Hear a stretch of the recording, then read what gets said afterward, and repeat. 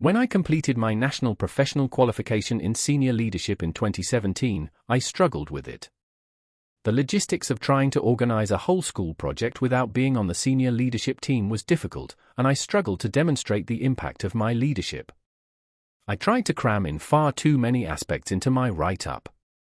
Like many other prospective leaders on the course, I didn't feel like I had learnt much from it or had much of an impact on the outcomes of the students in my school. I am now a facilitator of the NPQSL via the Julian Teaching School Hub, which includes having to mark candidates' papers. The standard of assessment now demonstrates how far the sector's understanding of leadership has come in that time. All leadership NPQs now follow a similar pattern of assessment. Candidates choose a specific domain within their leadership field, receive a fictional scenario with multiple pieces of evidence, and are asked to discuss their response as a leader using the Education Endowment Foundation implementation guidance. This isn't expecting prospective leaders to force interventions or plans onto the rest of the staff body. Instead, it allows them to consider domain-specific knowledge and the problems that might occur in their own contexts that they need to solve. Leaders should be able to learn specific knowledge in order to take specific actions that will positively impact their school. The next wave of leaders understand that schools are complex organizations, ones where interactions among the school's constituent parts are such that it cannot fully be understood simply by describing its components, and where the components interact and are changed by those interactions.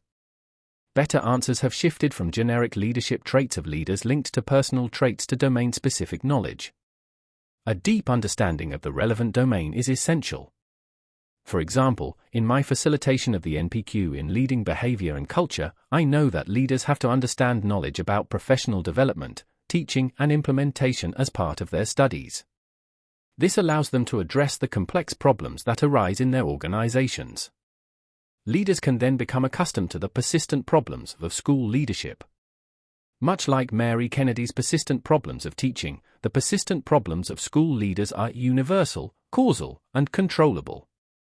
These are issues that all leaders, regardless of school context, should learn about.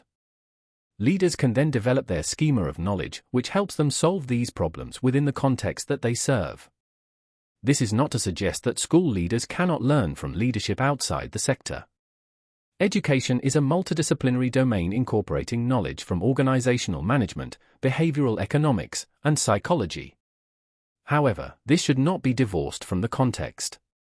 The knowledge that is developed should be able to be linked by leaders to the school context that they work in. Codifying this knowledge is a challenge for those developing the NPQ curricula, but one that is incredibly important if the sector wants to continue developing its next generation of leaders to be better than the last. The ECF and NPQ frameworks have started to do this and should continue to be critiqued and debated as our collective understanding of this field develops. Adam Lewis is Assistant Head Teacher for Culture and Ethos at Sewell Park Academy, Norwich.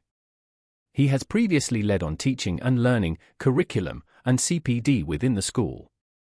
He now specializes in leadership development in his facilitation of leadership NPQs in the region, working with the Sutton Trust on Disadvantage, and completing an MA in leadership.